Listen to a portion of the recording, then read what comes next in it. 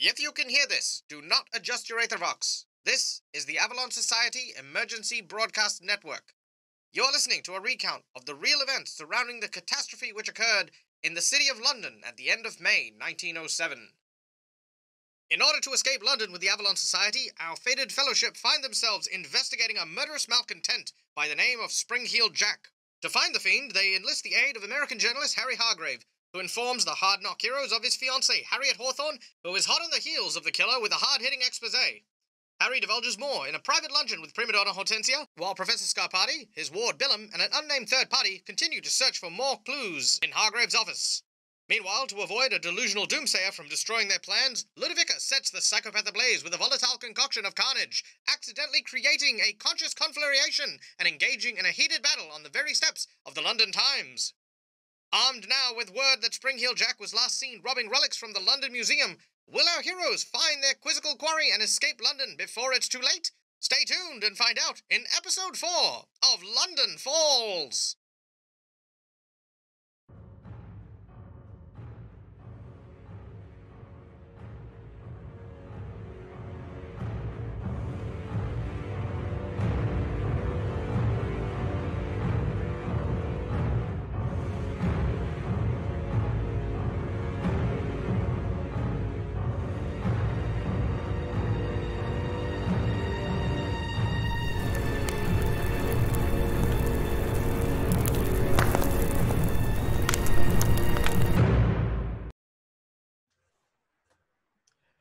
G'day guys and welcome. My name is Michael and I am the Dead Aussie Gamer, and welcome back to another episode of Avalon Society London Falls. Joining me, of course, is my ever wonderful and ever awesome cast of players as they journey through an alternate reality of Earth through the Breach game. Joining me, of course, is none other than Hortensia Fiddlewick, played by the ever-talented Janet. Hello, Janet. Little me. Hello. How are you doing, Michael? I'm doing fantastic. Tell us a little bit about the character you'll be playing today for us.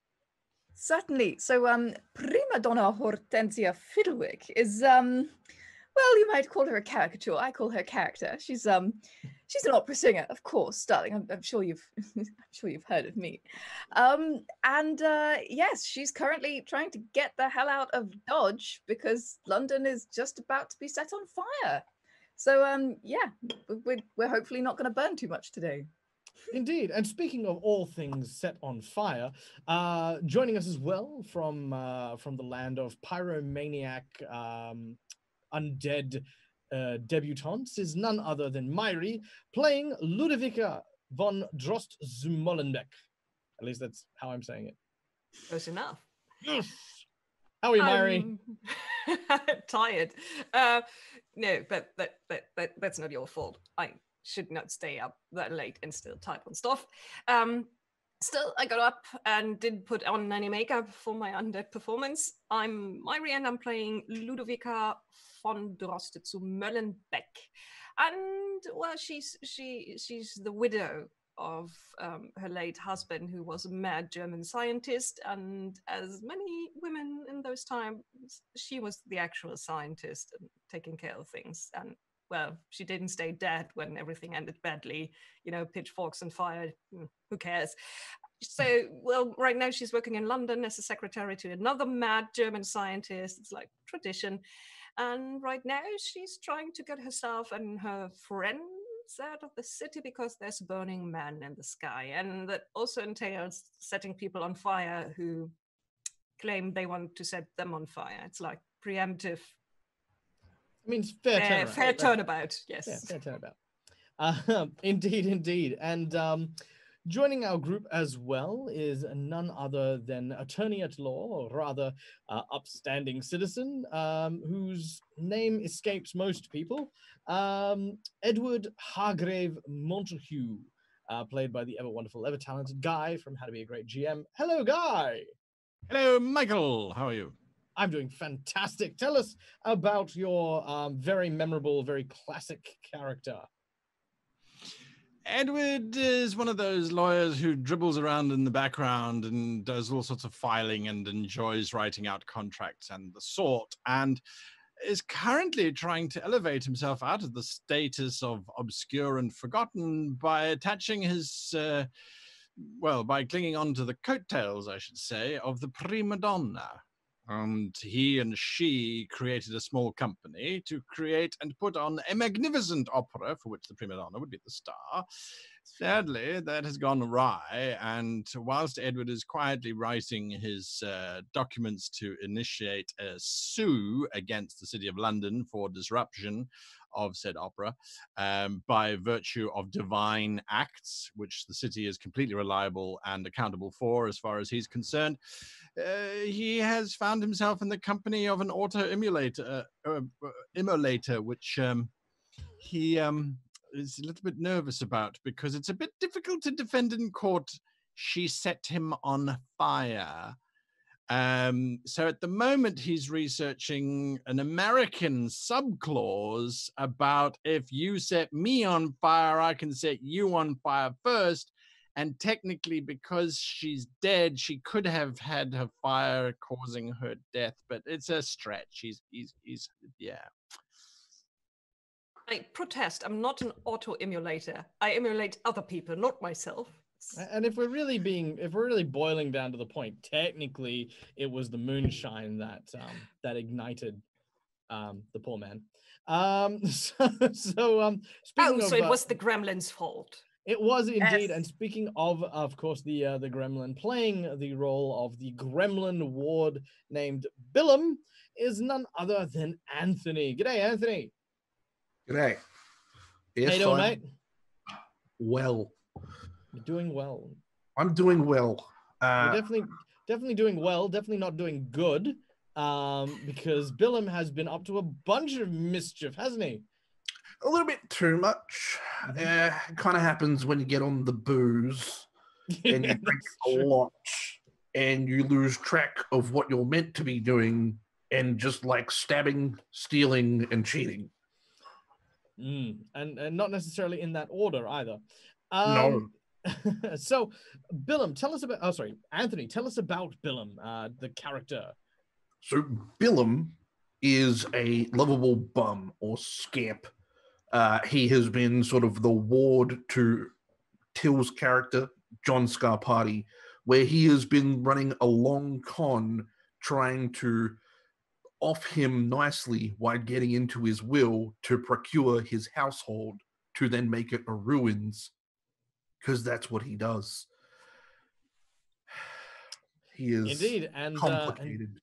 And yeah, I'd suffice to say that the professor's not entirely on board with this plan. That being said, alas, we are not joined by Till today, so Professor Scarpati is on his own journey, which we'll come to in just a moment. But before we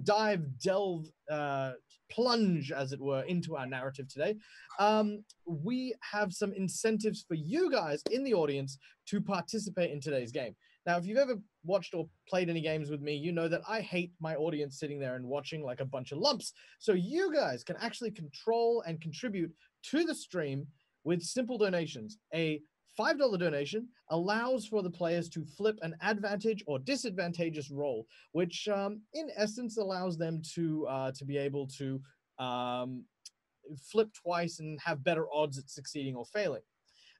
You can also donate for the price of $10, a plot twist, which is drawn at random by the lovely and wonderful Eddie Tor, who is in the chat. Eddie will continue to... hang on, I got the prices wrong. It's $10 for advantage and $25 for a plot twist. And then $50 for a notable recurring NPC, and $100. Whenever we reach the $100 mark, we unleash a boss monster upon the group. We haven't had a boss monster yet, so I don't know. We got some big ones lined up as well. They're not tiny or little. They're definitely worthwhile checking out. So hopefully we'll see some of them crop up at some point. All right. Without any further ado, let us begin. When last we left our fated fellowship, they were finding their way towards the London History Museum. They had stopped briefly past an apothecary owned by a rather sinister-looking mortician by the name of Samuel Grundy. this individual told the group that, of course, he would be more than happy to take care of their persons on pain of death or the eventual death that occurs. Professor Scarpati has taken some small issue to this and has told the rest of his companions to continue on to the museum. He would have inevitably catch up to them, but before then, he wishes to discuss the more finer details of the transition of his corpse into the mortician's person. With that, the rest of our adventurers continue and eventually find themselves at the entrance to the London History Museum, a rather opulent and grandiose building with huge pylons stretching up high into the sky onto a second platform that rises and contains what looks to be a stained glass window depicting ancient scenes from the Bible. You can also see tabards hanging from the eaves, which depict the exhibits that are currently on display, including one that says, now, from Malifaux City, please enjoy the Badlands experience, where you get to enjoy the reliquies and other bizarre oddities drawn from the people of Malifaux. The Malifaux, of course, is the nightmarish dimension from which magic come from in the form of soul stones, rare ores that permeate society and is responsible for the Industrial Revolution. A lot of you find yourself on the steps, making your way upwards. What is it you guys would like to discuss before you enter the establishment? Funny, I thought the Badlands was the East End of London, but here we are. Yes, well, absolutely. As with Harry Hargrave, which on reflection, I think worked out quite well, actually.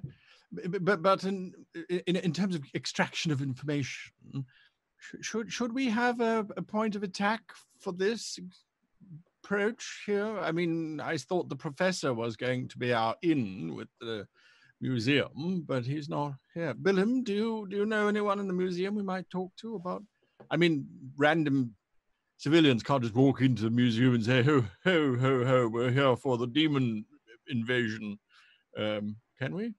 I think we can.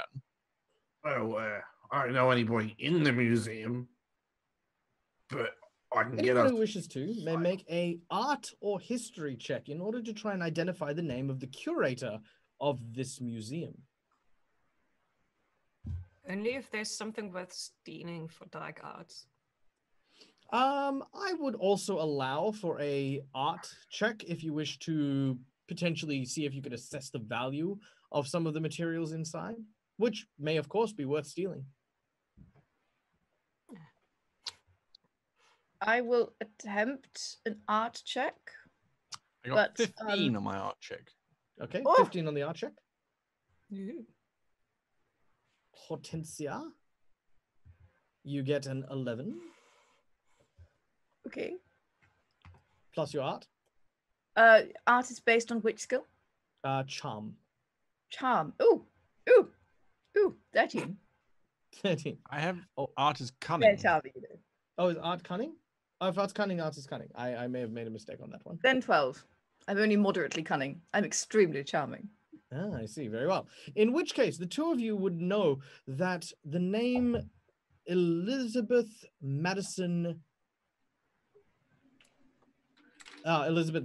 that's just her name, is the name of the curator, a rather stern individual who prides herself on collecting a wide variety of oddities from Malifaux. Specifically, you know that she was responsible for an exhibit of the insights into the mind of the necromancer, which created quite a bit of a stir in the art community. Many of her exhibits depicted quite the gory remnants of many victims of necromancy, but she boasted that she displayed them tastefully and that people were simply too close-minded to appreciate the beauty of magic in all of its forms and were too busy awing and cooing at the likes of prima donna Hortensia Fiddlewick and others who use magic as simple show pieces. Well, I imagine I have crossed paths with this woman in a gala or two. Well, I can be charming. Let's go see Elizabeth, and I can remind her why it is that I'm the one that stirs the masses, and she's the one that's stuck in this dusty old museum. Very Perhaps- well. Perhaps then, as a suggestion, Hortensia, well, I think you perhaps and Madame Molenbeek might best approach Elizabeth. And perhaps Billum and I can sort of wander around here and actually have a look at the crime scene, sort of thing. What do you think of that? Well, I think can it's give her some pointers as to how she did this wrong. Ah, yes, absolutely. As an expert, and Billum, your beady little eyes will notice anything out of the ordinary in terms of sort of a demon attacking a museum, I suppose. That's sort of your thing, really, isn't it? Yeah. That's kind of my thing, I guess. Right. Well, there we are. And then I'll just sort of tag along and have a look, see, shall we? All right. Upon entering the rather grandiose halls of the London History Museum, you are greeted by the sight of an immense skeleton. You believe it to be a Tyrannosaurus Rex to begin with. However, there seems to be an oddity about it. It seems to have a tongue appendage with 3 large barbed tentacles growing from the sides of its mouth. You take a closer look at the inscription, and it actually says the Malifaux Rex, which is rather strange. There are also a number of exhibits that seem to point you around. The Egyptian wing that seems to be quite well kept and well traveled. The Malifaux mysteries that go off to the western corridors and the halls. And in the center, a large circular reception area where you can see a rather stern-looking woman on the telephone who looks much like this. If we could, oops. If Eddie, we could get that portrait up. This rather stern woman seems to be yelling at someone on the phone. I've told you once, I've told you 1,000 times, we cannot allow this travesty to remain unsolved. Yes, I understand that these may be just some dusty old baubles and souvenirs to you, but understand that these each have an immense historical significance, and we cannot abide by such blatant thievery. No, yes, I have described to you many times whom the assailant might possibly be, and yet you continue to chuckle like some sort of cackling mew. If I do not receive any further support from you or Scotland Yard, I shall write to someone of power and make sure that you pay permanently. Do you understand me? Am I? Hello? Hello? Are you quite all right, dear? She turns her gaze up towards you, and seeing you, she accidentally spills the coffee that's right in front of her. Oh, prima donna, it's quite lovely to see you. You're looking well. Thank you, I my was dear. just tidying up. She reaches down and gets a sponge and sort of cleans up the spill of just... You know, I hate to think of a, how can I put this, a fellow working woman, I suppose, in such difficulties. Perhaps if you require the assistance of a figurehead, I might be able to take this to a higher level. What exactly is it that has been going on here? She looks around at your companions and she says, well, that's the thing. Last night there was a break-in. Some artifacts were stolen and it's just been passed off as just some missing dusty old rocks. That's dreadful. What on earth has gone missing? Right this way. She walks you into the Malifaux Mysteries wing of the museum, and inside you can see a sort of an ovalloid chamber with glass walls that seem to separate the exhibits on the left and right hand side of the corridor. In each exhibit, you can see an almost small diorama of the world of Malifaux. You could see this tiny little mine that's been made, these tiny little plastic miners who are, oh, sorry, probably tin actually, tin miners who are kind of pulling soul stones, which are just little LED lights out of the hills. You can actually see a miniature replica of the city spewing out tiny little whiffs of mist. And you also see a broken exhibit that seems to show several of the breaches across the world. It seems as though someone has torn something from the display. There is a perfectly cut square piece of the city that is missing, been torn clean out. Good lord. Yes, What, no. what on earth was there?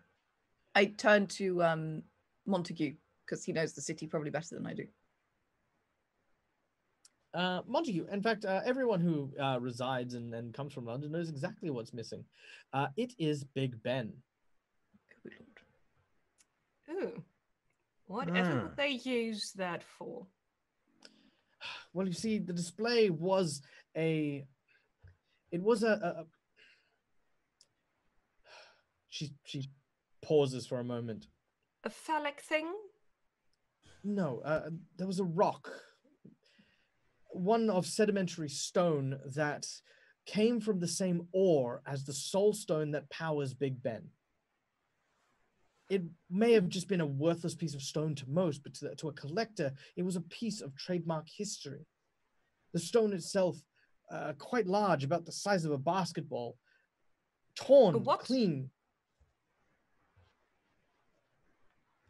Pardon? You mean to tell me the stone was inside your model of Big Ben?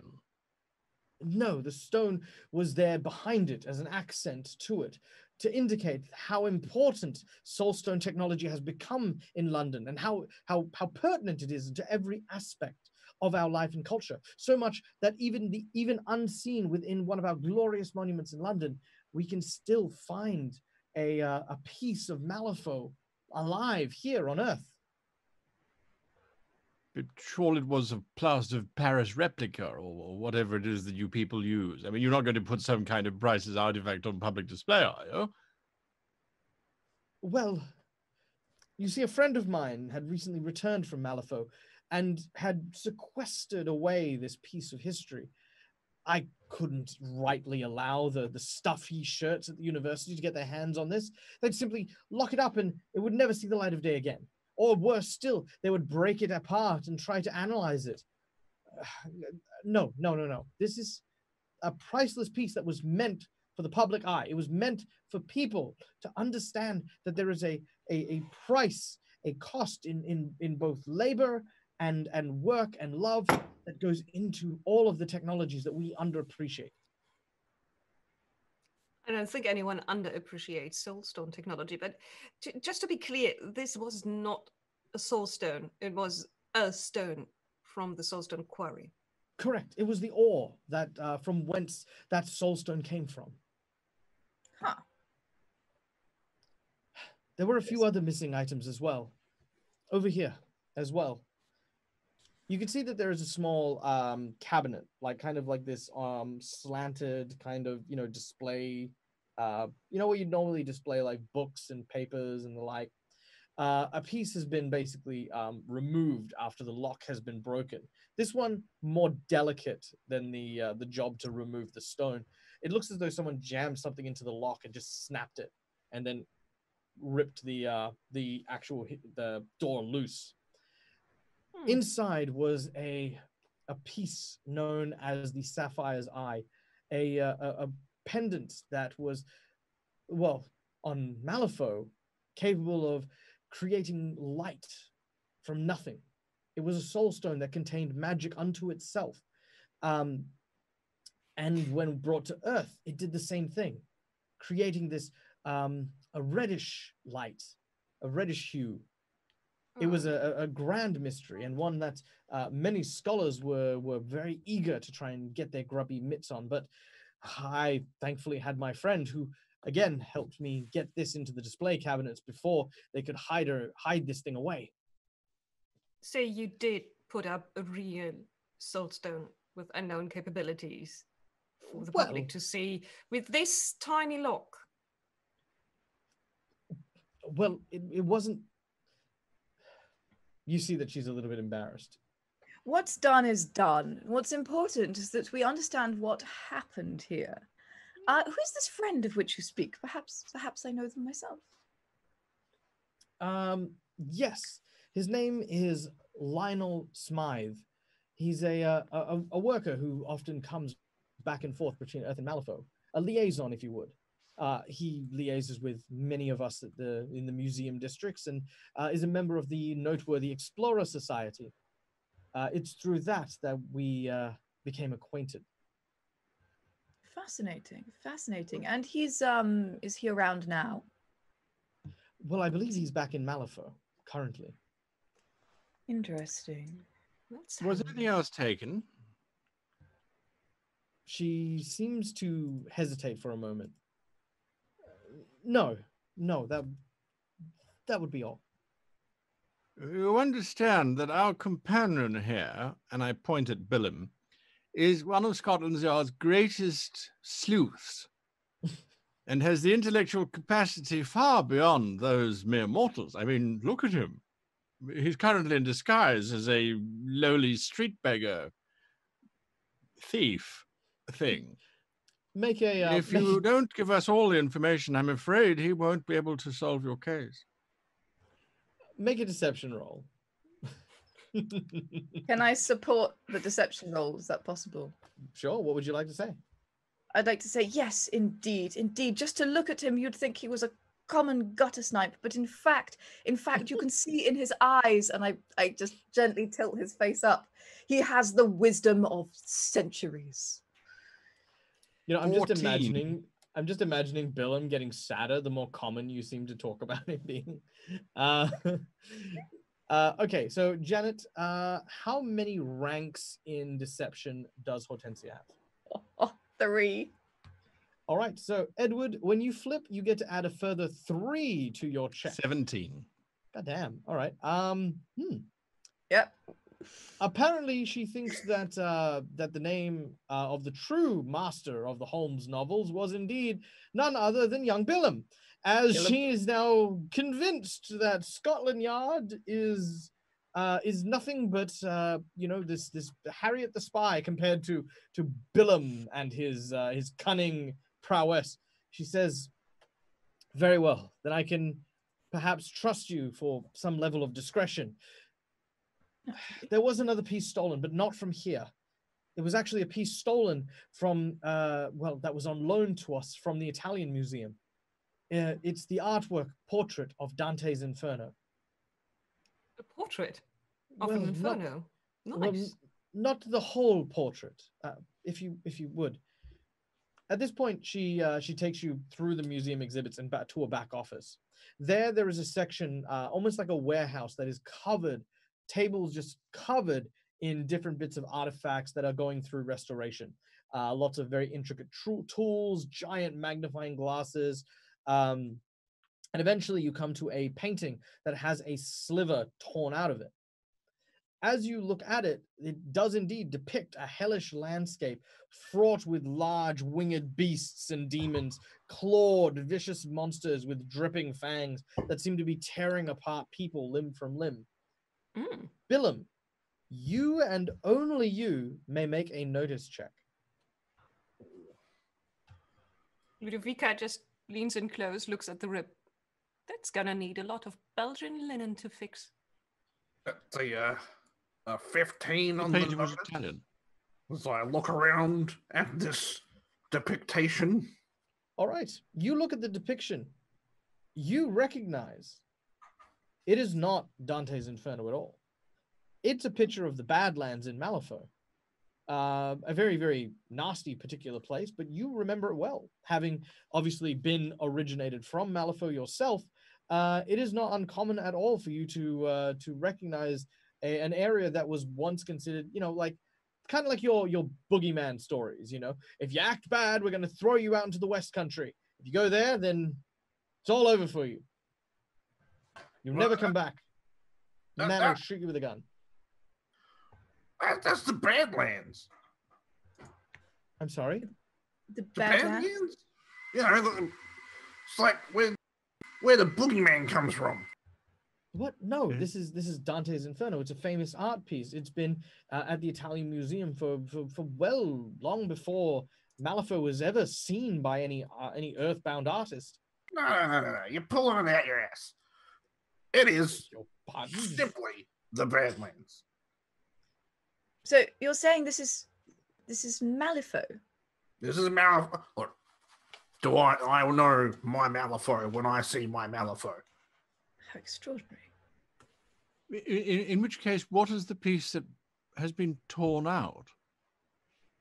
Looking at the piece that has been torn out, you can see kind of the base of what could possibly be a pyre or a skyscraper or a large tree.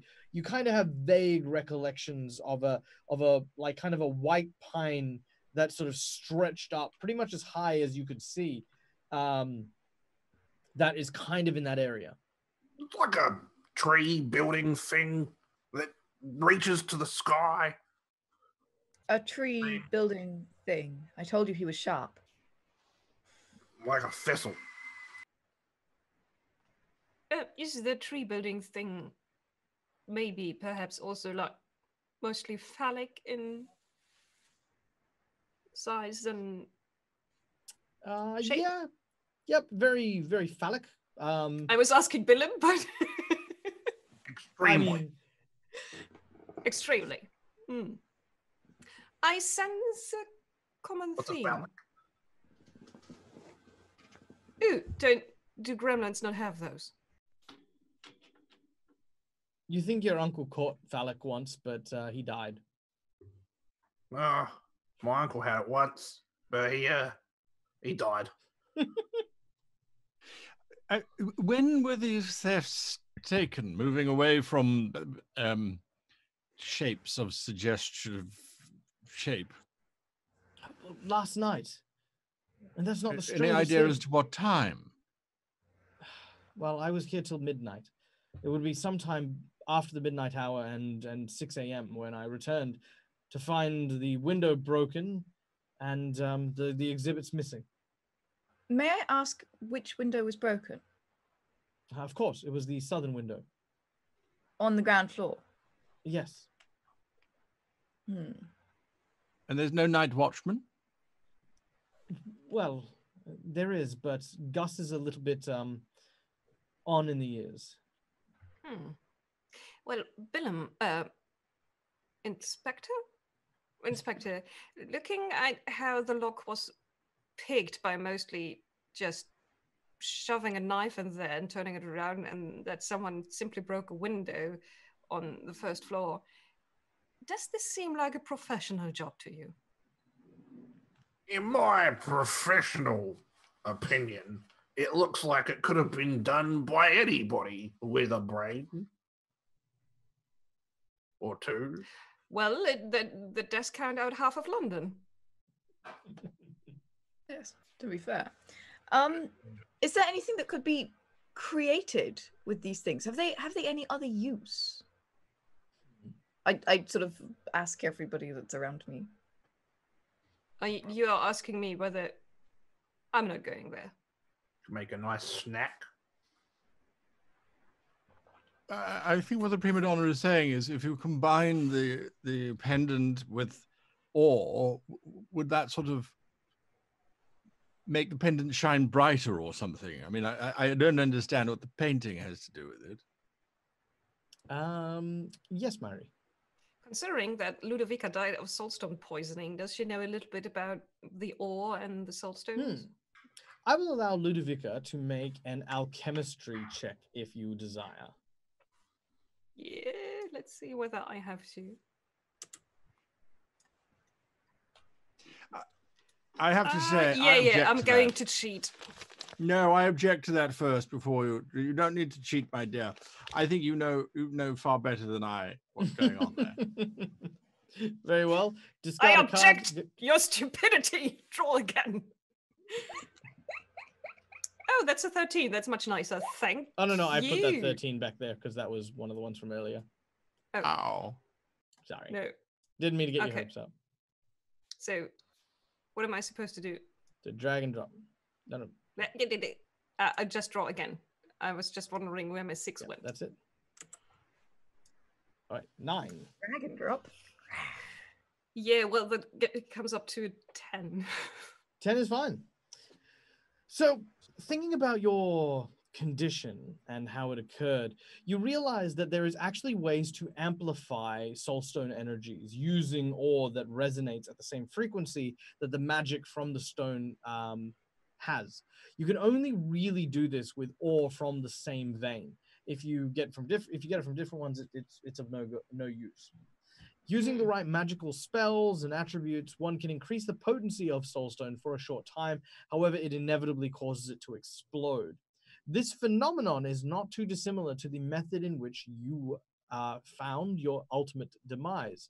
The soulstone poisoning came at the hands of an explosive reaction of soulstone experiment, which lodged several tiny shards into your system that then eventually poisoned you. Yes, my husband was an idiot. Yes, it is a very untested, risky, and considered to be, I wouldn't say banned research, but it's kind of one of those things that, you know, anyone who has looked into it has kind of gone missing. Ludovica leans back. Well, Inspector, considering that soulstone energy tends to be amplified by ore resonating at the same frequency, usually found in the same vein, shouldn't we take maybe a look at the soulstone in Big Ben, considering what was stolen here? Yeah, well, I think you might be onto something.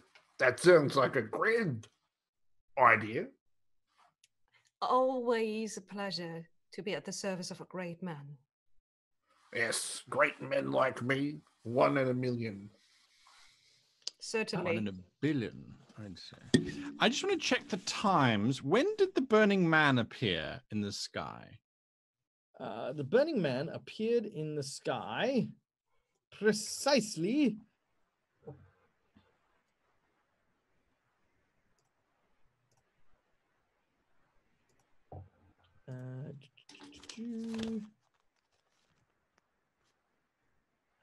appearance of the Burning Man. You were on that day, so that is 5 days ago. 5 days ago. Yes. I apologize for my gremlin. Do not apologize for the cat. Never apologize for a cat. The cat will apologize when it's good and ready to. You're good. Such a tiny voice. Yep. Press C in chat for cat.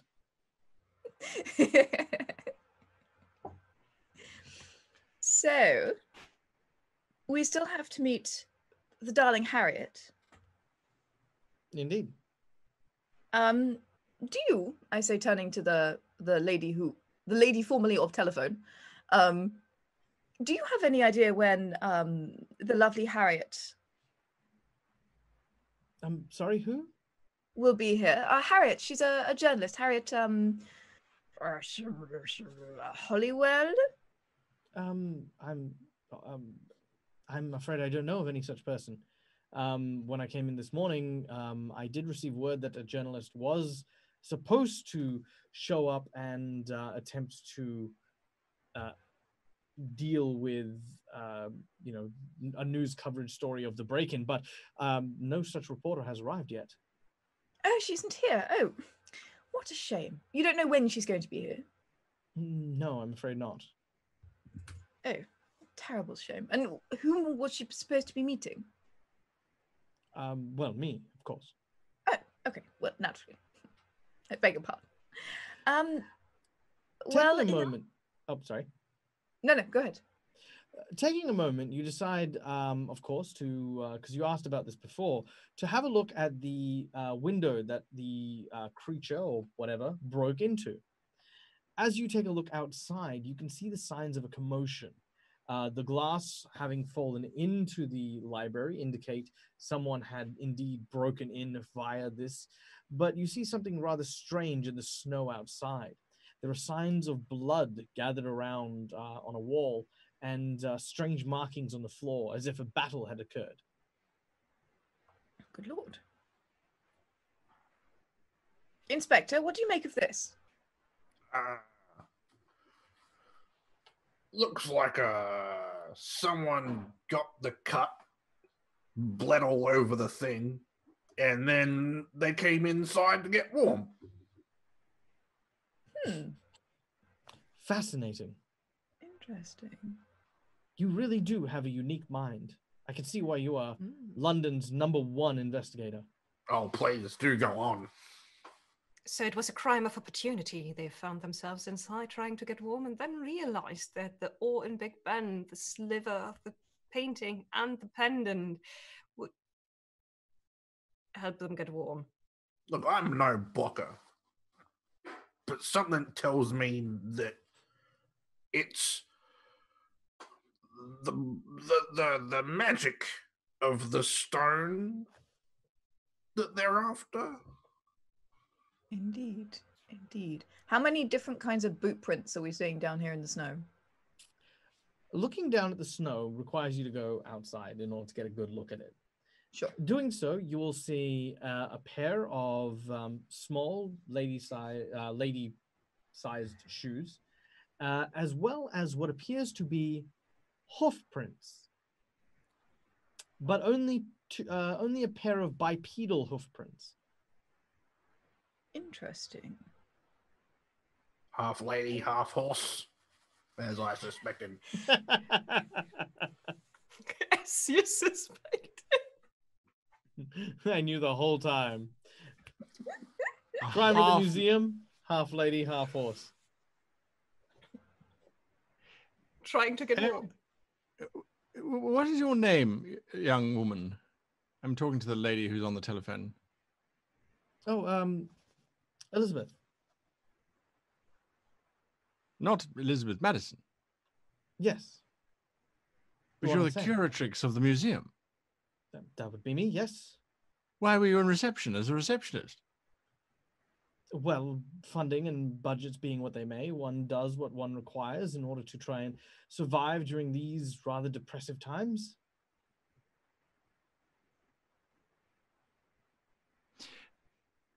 Who would have known that the painting was in the back being stored there? That's not common public knowledge, is it? No, rather not. In fact, apart from Gus, who is our night watchman, the only other person would have been Mr. Ramses, he's the restorative artist, an individual who we hire to restore many of the artworks and paintings and other knickknacks. And nobody else? That is all. Ramsey? Is he coming in today, Mr. Ramses? And also, does he happen to be half woman, half horse? No, he's not. No to the first, and he was actually due here about an hour ago. Oh. Well, perhaps someone should check on him. I'd hate to think that something had happened. No, indeed. Perhaps it'd also be best to ask him not to come in today amidst everything. I hate to impose, but I don't suppose you might go and visit him and see if he's well enough. I am pretty sure that the inspector would like to talk to him anyways. Of course. Let me get his address for you. That's very kind. And we'd also like to speak to Gus, in case he heard the clopping of hooves from our lady horse. Of course, I'll fetch him right away. Horse lady. She makes her way behind the reception area and picks up the telecom. As she does, you hear a voice sort of crackle over the airwaves. This is Elizabeth. Gus, can you make your way to the front foyer? Gus, to the front foyer. Thank you.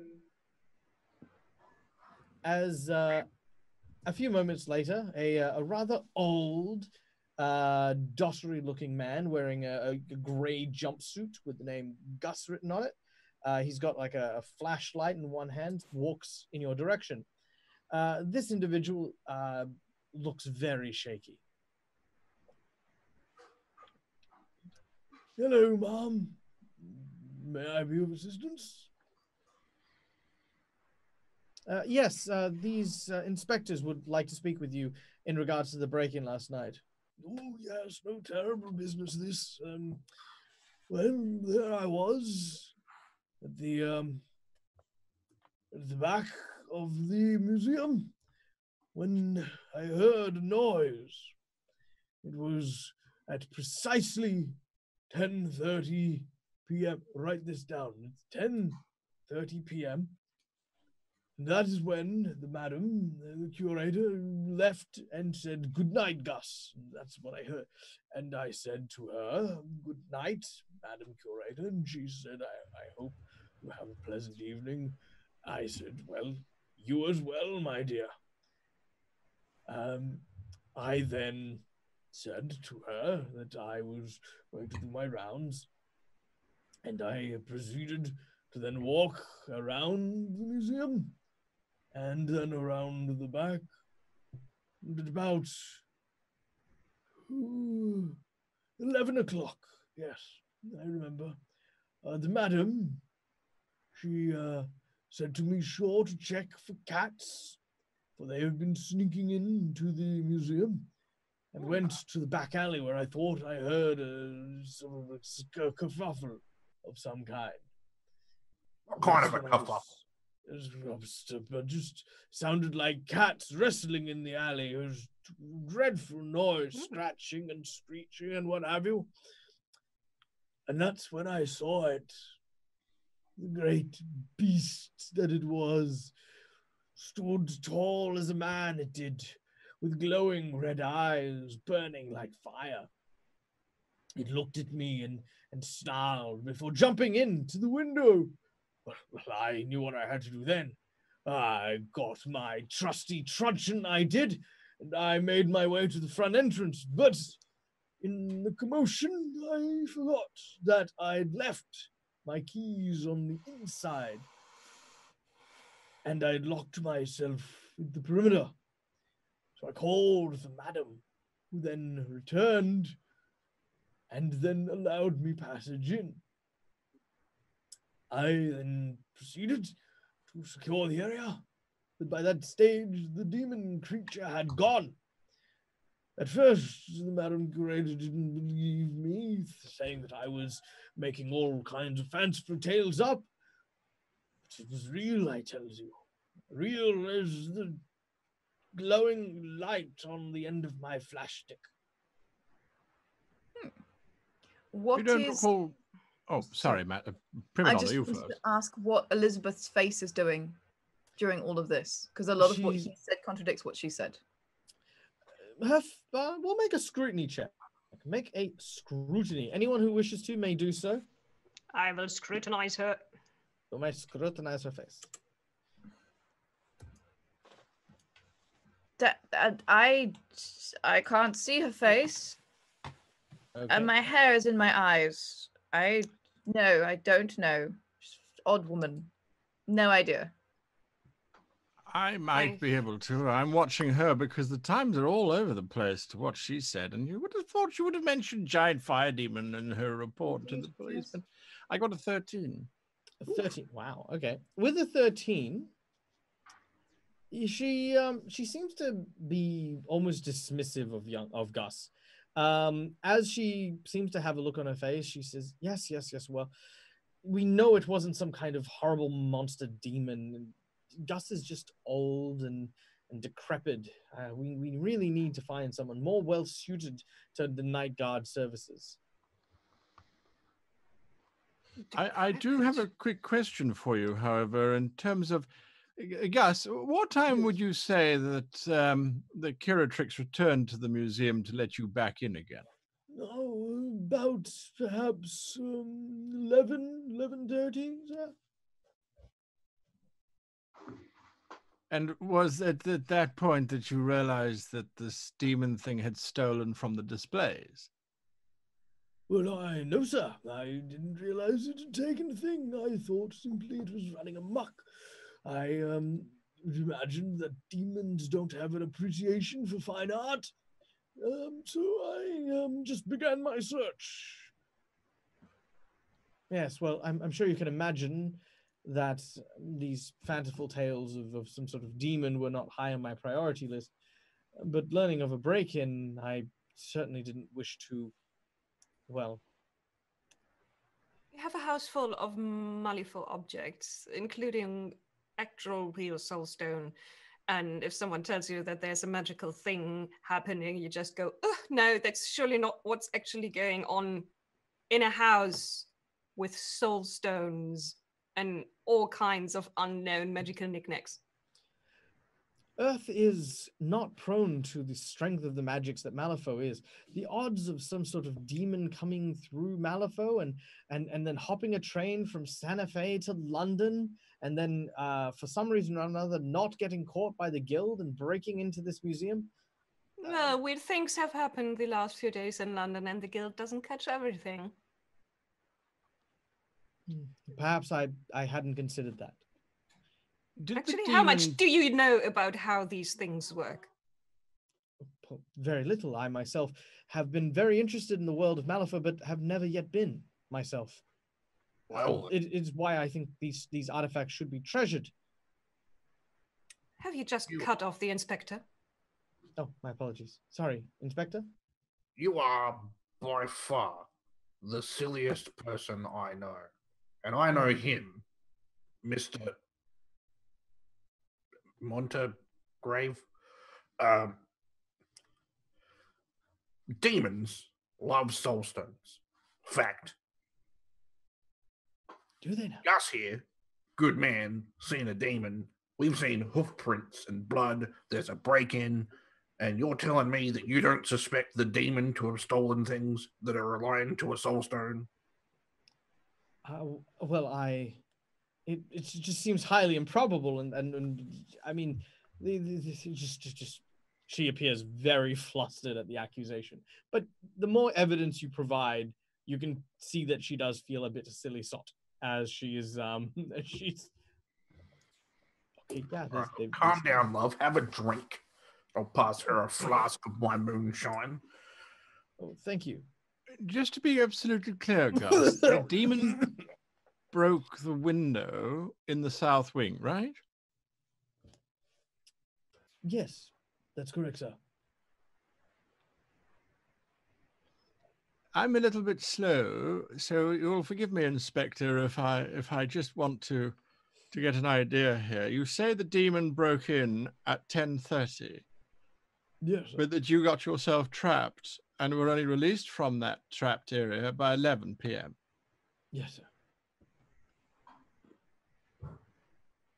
Billum, do you think this demon, given knowledge of where the painting might be, as well as where these objects are, half an hour, is that enough time to gather these things? I could do it in merely 5 minutes. I see. Interesting. But only if you knew where they were, I suppose. Yes. Oh, we had to sniff them out. I mean, we walked around and found them. Well, How Miss long Elizabeth did it take showed us us to where they walk? were. Oh, sorry. Oh, I said Miss Elizabeth showed us where they were. Yes. How long did it take us to walk from the back room to the south window? About 5 minutes, 5 to 10 minutes. So it's possible that it did happen in that half-hour space. Interesting. I suspect that perhaps, all things being considered, we should go and chat or see what's happened to Mr. Ramses about that particular tree. I Seems to agree. be the only incongruous section of this section, does it not? Yes. We should go talk to the ram about the phallus. Very well. Interesting. Ramesses lives in Westminster, and the address is not too far away. with relative ease, you can procure a horse and carriage to take you the distance as you prepare to investigate the restorationists. As to you prepare to investigate the restorationists. You guys do have a few moments to discuss, if you wish to, any element of the investigation that you guys wish to discuss. You are in a private carriage, and the driver cannot hear you from where he is. What do you think about all this, Ludovica? You're the one with the scientist's mind. I repeat what I already said. I think we should look at the Soulstone in Big Ben, or rather find out whether there are others used in London from the same quarry, from the same ore. I think that might be the key to this, because it actually has a physical connection to these things. I'm not sure about all the phallic symbolism, but You we'll seem see. fixated on that, Ludovica. Is there something that one of us can help you with?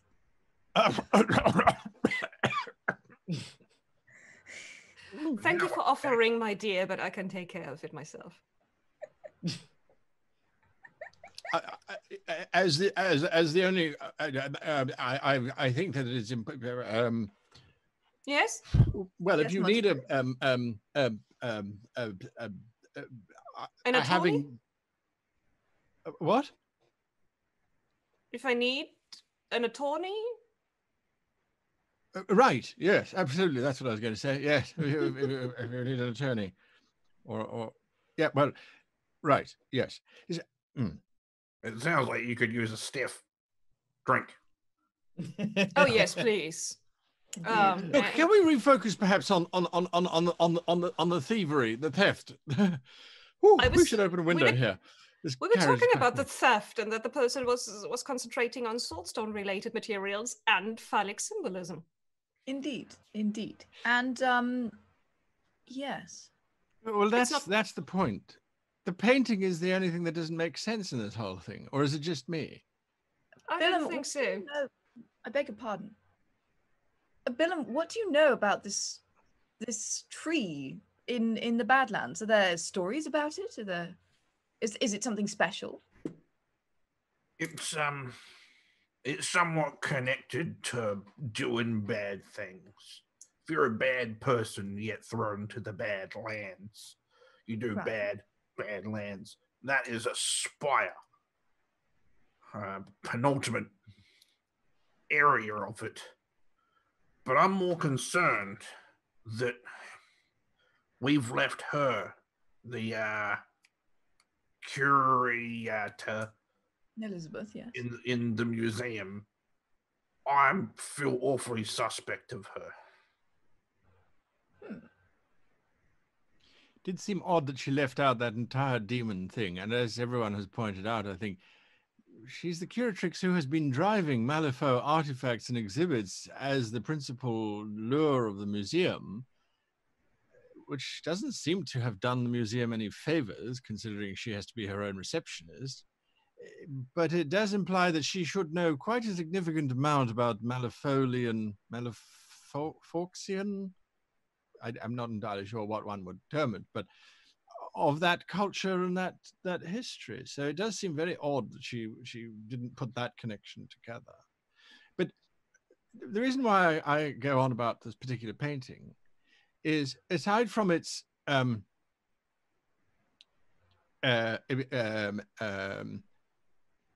aside from the shape, Yes. tree, yes, it does seem odd. They got the stone, they got the sapphire in the same space. They were operating in a very small window of time, but yet they made the journey all the way to the painting to deface the painting. It seems very specific. And if it's just a painting of a tree, I'm not an occultist. So, Ludovica, do you think would be any value in that? Or do you think they're trying to tear the tree down and that was a symbol for those who would find the destroyed painting later? I mean, that's the connection I can't see at the moment. I have a theory that maybe someone wanted that piece of the picture, if it actually depicts the Badlands, how they are in reality, to know how to create such a thing, to bring the Badlands over here. With a red resonating soulstone, and maybe the possibility to harness the power of soulstones all over London. I wonder who'd know where the other soulstones are in London, if there are any. I didn't even know that Big Ben had one in it. I just thought it was a clock. Yeah, but a clock needs to be powered, so we should look at other places in London that need a lot of power to run. Because what else would you use? Steam? Well, underground definitely must use steam. Mm-hmm. And that's you hear a connected knocking everywhere, coming isn't it? from the carriage. Where is sir? Well, let's go see what's going on with this Ramesses fellow, and then we can start chasing down areas of power. We do still need to talk to Mrs. Ottoman. I will remind you. You begin to make your way up to the to the apartment building that was dictated in the note given to you by Elizabeth Madison. As you open the door, there's a series of small intercoms, each with a different name attached to it. One of them has Ramesses written on it. I press the button, ring the bell, activate the mechanism. As you activate the mechanism, there's this... Yeah, who is it? Hello, do I have the pleasure of speaking to Ramesses? Yeah, you do. Who's this? Well, Elizabeth sent me over. She was terribly worried about you, and we wondered if we might come up and speak to you. Yeah, it didn't tell me who you were, though. Well, I myself am the prima donna Hortensia Fiddlewick. I'm sure you've heard of me. And I come with representatives from Scotland Yard who are, you know, not only concerned with your health and well-being, but also the health and well-being of the museum. I would like to charm. May I charm this man, please, with my charm? You may do so. Attempt a bewitch check as you attempt to lay on the charm. I lay on the charm. There's so much charm. All right, okay. That is a 9 of tomes. Very nice. I have 3 bewitch. All right, so that is 12. With that, he says, wait, you mean the Hortensia Fiddlewick? Well, Prima indeed. donna Hortensia Fiddlewick? Yes, that's right. You hear this as the door unlocks, allowing you entrance into the apartment complex. I allow Montague to open the door for me. How gracious of you. All right. You guys make your way in, and as you do, you begin to climb the stairs leading up to the apartment building. It's 3 floors up, and as you sort of pull yourself through, eventually you find apartment 3B, which is the one that you're after. As you approach the door, it is opened, and you are greeted by what appears to be a gremlin. The gremlin looks at you. It's a very familiar gremlin. As he says, "It is I, La Rouge. Rouge. My friend, I have heard that you are coming. Please come in quickly. Shh, quiet. Yeah, that's right. Don't worry about it for 1 second. Mr. Nabisky, I will buy 15 of your best Girl Scout cookies. Yeah, all right, quick. Come in, come in. Ah, my friends, what has brought you here to my other house? This is rather peculiar. You said cookies? Well, I do have some cookies. Would you like some cookies? No. We'd like information. Oh, right. Okay. Because I have ones with the little coconut sprinkles. They are delicious. Don't trust him. There are no cookies. Maybe we'll have the cookies and the information. Very Don't worry. I pet the top hat. That's rather like the usual hate of a child's hat. Yeah. Très bien. Allow me to. I can't be poisoned. He gets you an assortment of cookies and small teas. He says, well, if you are here, then you have gone to the museum. Unless, of course, Billum, have you been telling people about my hideout? I told you. that this is unacceptable. You cannot tell people where I live. This is No, not. We're after the Ramsey. Well, I am Ramses, sort of. I mean, I work as Ramses. Look, all they want me to do is run a duster over some old stuffy paintings, and I get some money from it. That is pretty easy. I put on the American accent, and everyone simply goes, "Oh, this person, he must know exactly what he's doing." Don't ask me why. Have you seen a horse-footed demon? A horse-hooded demon. Horse-footed. Oh, you speak, of course, of the Spring Hill Jack. And oui, I have seen this man. I've seen him multiple times. You can look at him in the middle of the night. He jumps from rooftop to rooftop, almost as if he is flying across the sky itself, like a vampire. You know, from Europe. Yeah, Europe.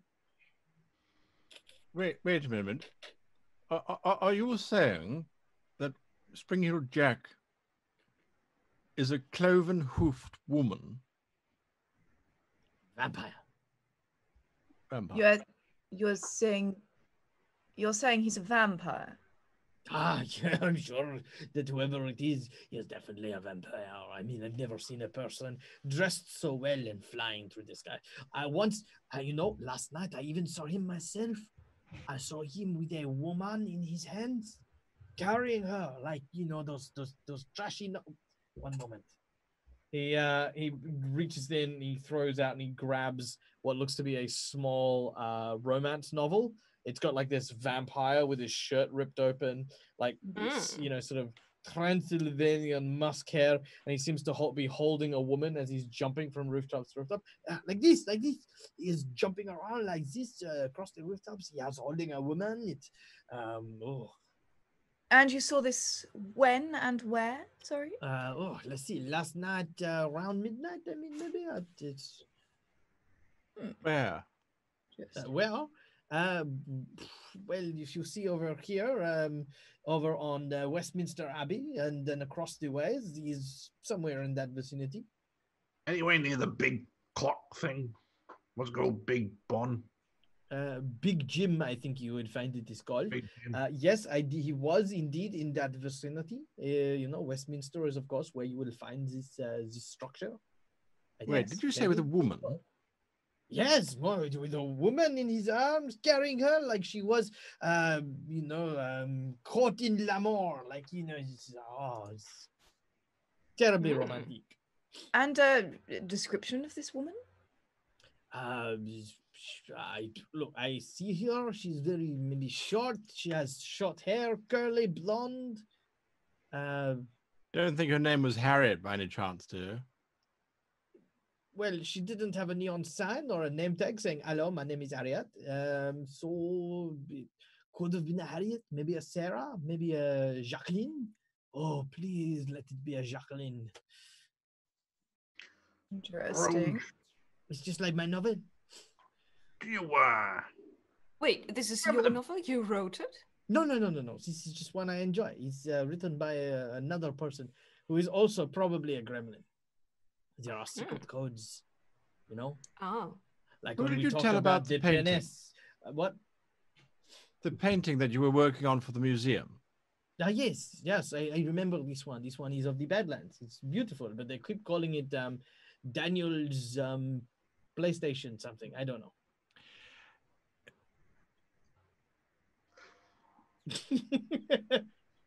Almost lost you guys. Yes. So, you were restoring the aforementioned Daniel's PlayStation. Very important work of art from Italy. Yes, from the Renaissance. Yes, and there was a large tree in it. Is that correct? Oui, it's a large arborous tree, jutting Yes. out very powerfully.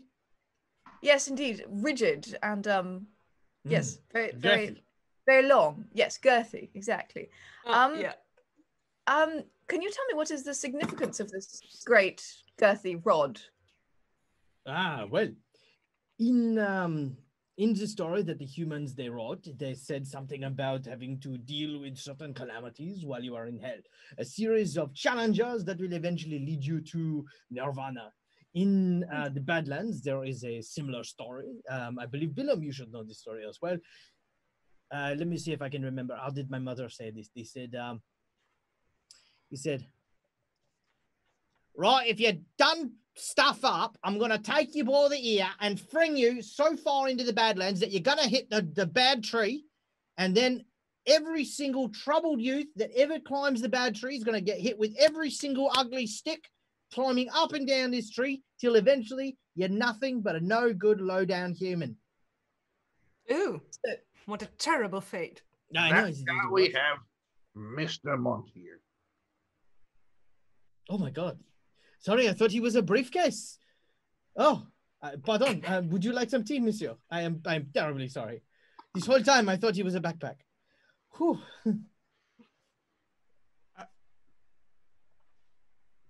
I'm sorry.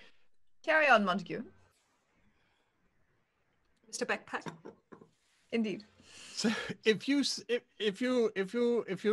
saw this tree in the painting, I mean, what would it allow? What did it depict?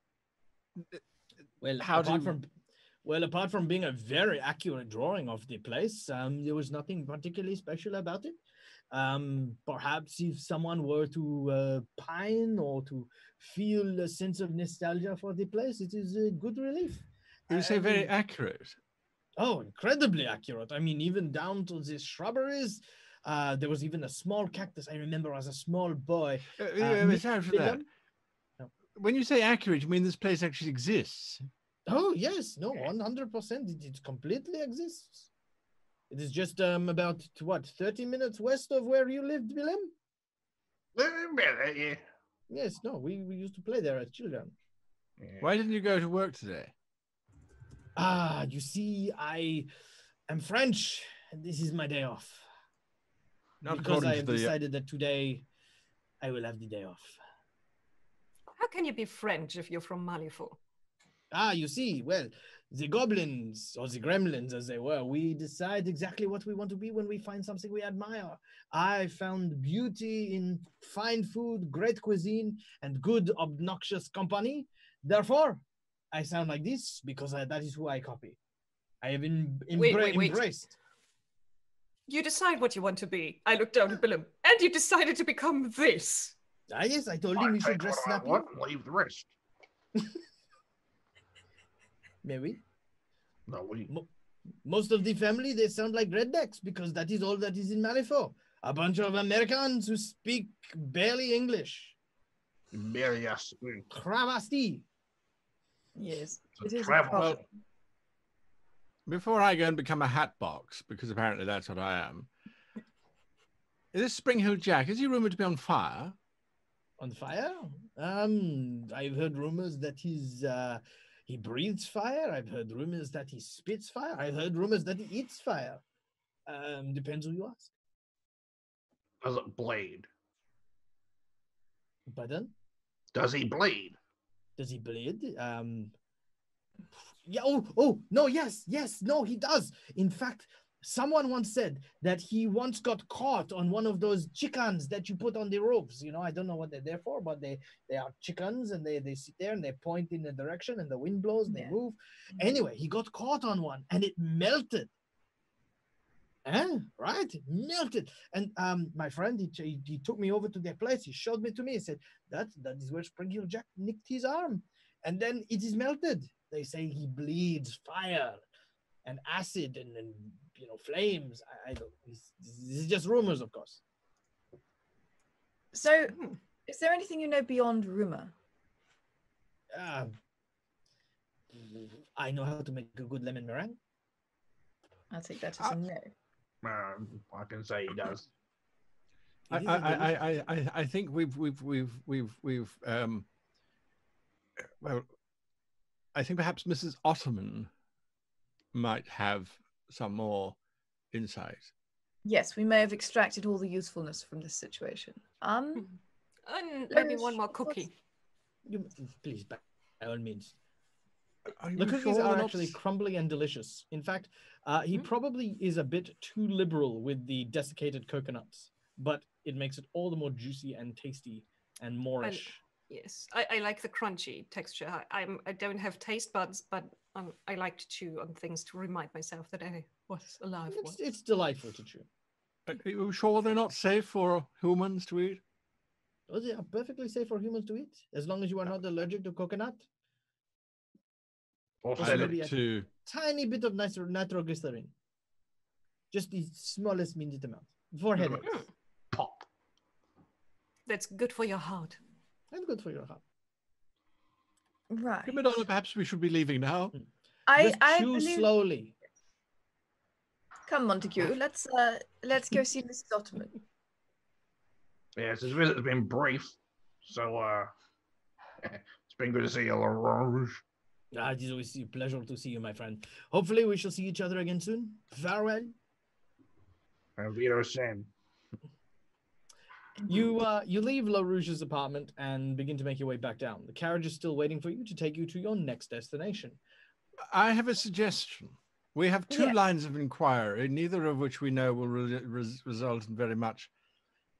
I could possibly head, I would imagine, to, I suppose, the civil engineering department of London to make inquiries as to how many other devices have got soul stones in them. Soul stones. Yes, that's correct. Since they're public works, it should be on public record as to what was installed in them. I don't think it's a secret. So I could go there and see what I can find. That might expedite matters whilst you attack Harriet. I mean, whilst you find Mrs. Ottoman. Indeed. Would you care for some company, Mr. Montague? I assume no one would want to come along because it's basically going to be rifling through files from several dozen years. Hmm. I look down at Billum and I say, I don't know if there's anyone better for rifling than our dear Billum. But Ludovica, would you care to go? Yes, I'm very good at, well, you would probably say the boring stuff. If there's a filing system, I can work it. Lovely. Well, in that case, then let's call it a date.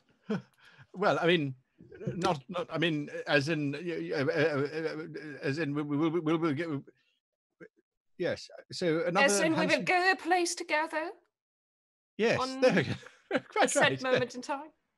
Yes, then let's call it a date. Right.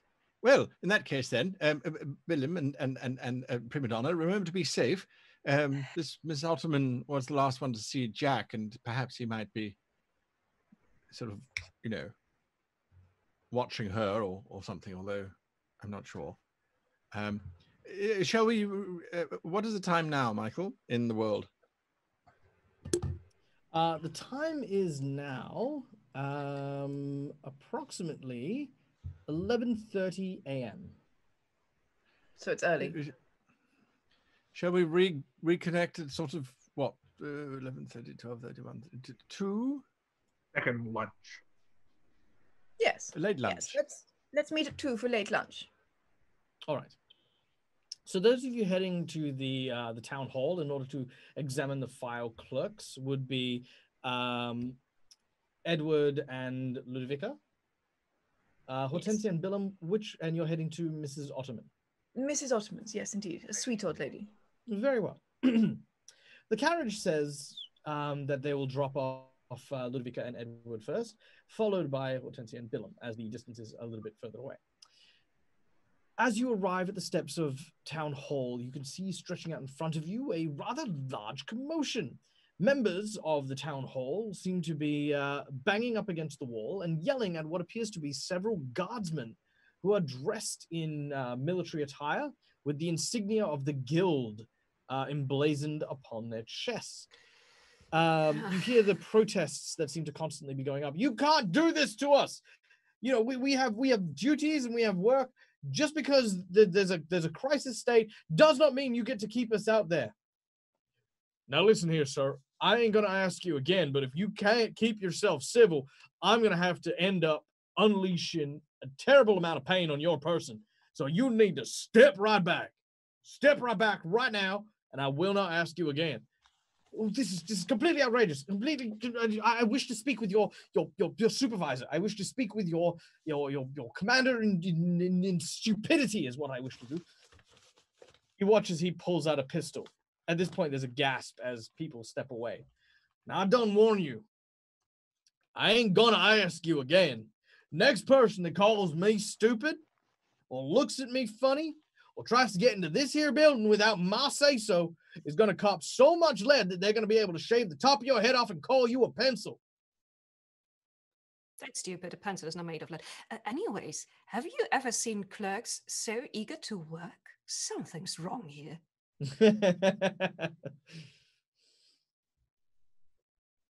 Well, it appears getting in might be a little bit more tricky than we had anticipated. And also, the guard doesn't know his alchemy. You don't use lead and pencils anymore. It's just... Why would you poison yourself if you can do it with much more style and much more interesting substances? Do you have anything in your papers that can get us past the guards? I might be able to put something together. It'll take me a few moments, but I think I could quite possibly get us a warrant of entry into the building.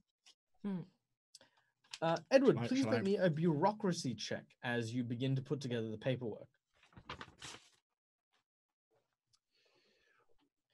Edward? Bureaucracy. It is... I'm going to cheat. Before you do that, Edward, please do so at disadvantage, which will prevent you from cheating. I'm going to consume one of the disadvantages that has been awarded to Guy that is now eaten and devoured. And yum, yum, yum, yum. Well, you still get a 6. All right. So what does bureaucracy with a 6 gives me 9 in totes. All right. 9's actually pretty decent. And these guys are not overly bureaucratically sound. You are fairly confident that your paperwork should work. Meanwhile, short distance away, Hortensia and Billum, you both have arrived at a small cottage that seems to be at the kind of like nearby the river and nearby the park. It seems to be one of those like townhouses, the really tall, slender ones that are very close in proximity to one another. You arrive at one of these ones, and there's a very lazy-looking cat perched up on the windowsill. It stretches out and shakes its shoulders as it sort of continues its napping. As you arrive, you can see the door is open, and a woman seems to be tending to a garden, a rather elderly lady. Do you want to help handle this one? I'll probably sprig her.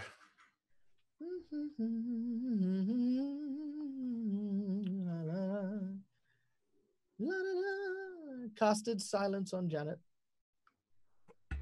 I beg your pardon. Yes, why don't... There's all sorts of noise here, sorry. Why don't I speak to her first and you maintain your stance as the inspector for now? Yeah, I can handle that. Yes. And if it gets out of hand, I'll choke her. Let's hope it doesn't come to that, okay? All yes. right. Yes. We'll see if we can couch her into position and, we don't need to go that terribly far. I beg your pardon. What a beautiful garden you have, I say to Mrs. Ottoman. Oh, thank you kindly. Aren't you just the sweetest thing? Thank you. Do I understand that I have the pleasure speaking with Mrs. Ottoman? Oh, yes, of course. That would be me, love. How can I help? Well, I have come to well, honestly, I've come to ask after your well-being because I've been terribly worried after I heard that you'd had an encounter with this I lower my voice, spring-heeled Jack. Oh yes, no nasty bit of business that. He showed up in my garden last night. Saw him stood all over the petunias. Poor things. Terrible. Come have a look. Thank you. I've only just been replanting. You can see what appears to be a single hoof that has embedded into the soil here. Are we talking cow hoof, goat hoof, camel hoof? Phew, good question. Let's say somewhere between a goat and a cow. Okay. Somewhere between. Somewhere between. But You went definitely a cloven hoof though. Like a Okay. May I introduce the inspector? This is Inspector Billum Holmes, working with Scotland Yard. Oh, And, it's a delight to meet you. It's Oh, great. Holmes, just like in them books. Yes, indeed. It's nominative determinism, I'm sure. Oh, that's Billum, why don't you nice. take a look at this? Well, that certainly looks like it's between somewhere of a horse and a goat. Billum and Hortensia, can I get you both to make notice checks? Yes. I could try. That is a 12. That that is a 2. Yeah. All right. Billum, you notice something on the rooftop, but you notice it all too late. Can you see? As a hooded figure leaps down from the roof and lands in the dirt next to Hortensia. Good Lord. It appears to be quite a bulky, large individual wearing a trench coat and a top hat. Billum, you notice that its skin is covered in this thin fur, and as the color of almost like this bluish purple kind of hair. It looks down as Mrs. Ottoman sort of tries to let loose a gasp before you seem to hear this guttural sound. Need one more. As it grabs hold of Mrs. Ottoman and leaps with one hoof back onto the roof. There's a short, sharp cry before you hear the sounds of the clattering of tiles on the roof. Can I whip my pistol out of my knickers, please? You may. By the time you pull it up, you've lost line of sight, but you keep a weather eye up above you. My gosh! All right. Oh. As this happens, we move now back to the town hall where Edward and Ludovica are hard at work. Edward, you have prepared a decent collection of notes and parchments in order to be able to.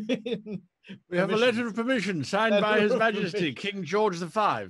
Is that written in crayon? No. You make a fine piece of gear there. Yes, Mhaire. I would like to support. I have 3 points in forgery.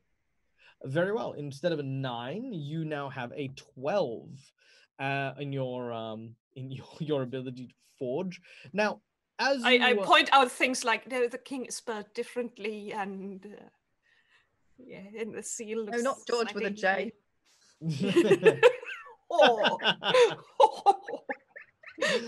as you end up working together in order to produce this very, very fine bit of parchment. By the way, I would like to point out that the sudden appearance of the fiendish creature is courtesy of Laura Bones and her donation of From the Shadows it was the name of the thing. So thank you for that, Laura. Also, a very, very big shout out and thank you to Slayer Dub Raids. Thank you so much for coming and raiding us and hanging out today. We are playing a game called Through the Breach, where the group is trying to track down a demon terrorizing London. Currently, we have Edward Hargrave Mottehude and Ludovica von Drussu-Molenbeek attempting to gain access to the town hall to try and find out what they can about soul stones and what in the city might be using them. So, I will remind you of how you made fun of me because I didn't pronounce ants and aunts differently enough. Every time you say mumble, mumble, mumble back. Yep. You know what? Yeah, we have to Barata. You know what? If you really want to see me saying it as close as I'm ever going to say it, you have to watch episode 2. But that's it. Yeah, That's true. It's very true. And All it's right. a very good version. Thank Yes, good. So, looking as alive as I can be, and I have my passport saying I am a living person, and if that fails, I have a passport saying that I'm guild sanctioned undead forgery. I accompany Montague Hargrave Montague, which way around? Something like that, up the stairs. All right. You make your way up the stairs towards the guild guard, who still very much has a gun out. All right, listen up. As of this moment, the town hall has been cessationed for rights and privileges, except exclusively to the members of the guild who are using it as an outpost, as an emergency deployment. Look, all you just get back right now, because I have said so, and for the upteen time, the guild needs this. Who are you, and why are you waving a piece of paper in my face? I will put my gun to your head. That's a permission. Permission. Yes. For what this mission? document Whose warrants- mission? It is the permission of King George V. Shit. It's the permission of the king. Yeah, but what missions he got you on? Permission to enter the building is deemed necessary by the operations of the guild, and so forth and so on. What? Let me see that. Yeah. What'd you make of this? At this point, another guard comes over. Well, I reckon that looks legit. We should probably do what he Got says. a stamp on it and everything. It does have a stamp on it. But this looks like it's drawn on. No, well, I mean, that's maybe just how they do things in England. All right, that may be how they do things in England. All right, fine. You can go in, but no one else. No, I don't want to hear it. You shut your damn mouth. As, they let you pass into the halls of the town hall. Oh, Well done. Lord. Americans. Yeah. Frightful things. Right. Hello, everyone. Welcome to the European stream. civil engineering. Well, European and the Australian That's true. riffraff. European Australia, the colonies, and plus. So, Civil engineering should be down this way, if I remember correctly. indeed, you do remember correctly as you begin to make your way through the town hall. Finding civil engineering is not difficult, and it does take you the better part of about 2 hours to rifle through the information.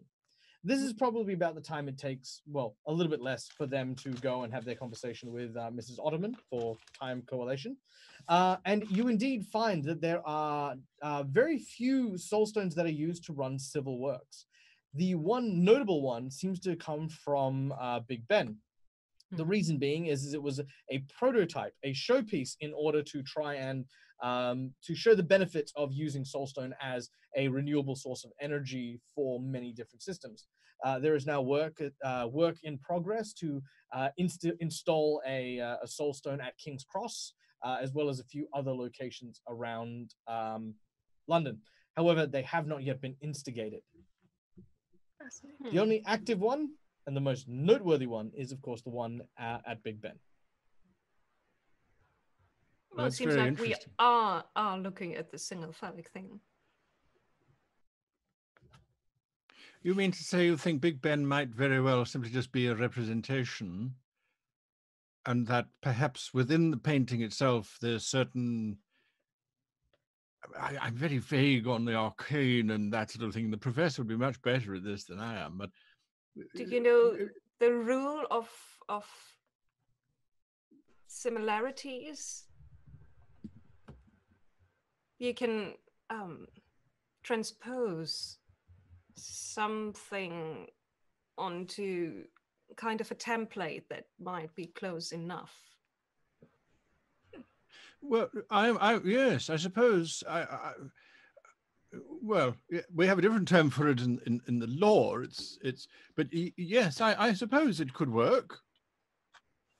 I Do you don't want think it to work. I don't want a demon tree growing in London right next to Parliament. I think that might be bad for civil security, safety What do you of the think the population. connection is with the Burning Man? I think, well, to put it bluntly, maybe they are trying to build nesting space for this creature or something, like a focus point for its powers. All right. Hortensia and Billum, you are in the garden of Mrs. Ottoman. There is a small pool of blood standing right next to where Hortensia is standing that once contained the poor body of Mrs. Ottoman before she was snatched up by a large human-looking person with cloven hooves and pale skin covered in fur. What do you do? Well, I have some hysterics. It's all right, it's all right. We'll catch him. What on earth's going on? What was that thing? I have a feeling that was our man, the spring-heeled Jack. I looked down. Are there the same hoof prints again? There is indeed the same hoof print. So Cinderella has arrived at the ball. she has. Unfortunately, she stole a woman instead of leaving a shoe. She did. So we can't go after her, I say, looking up at them. Which direction? So we're by the river. Yes. Which direction did Jack go in? Did he go towards Westminster, that direction? Yes, he did. Looks like LaRouche might have been right about Jack holding up in Westminster. Well, I'm...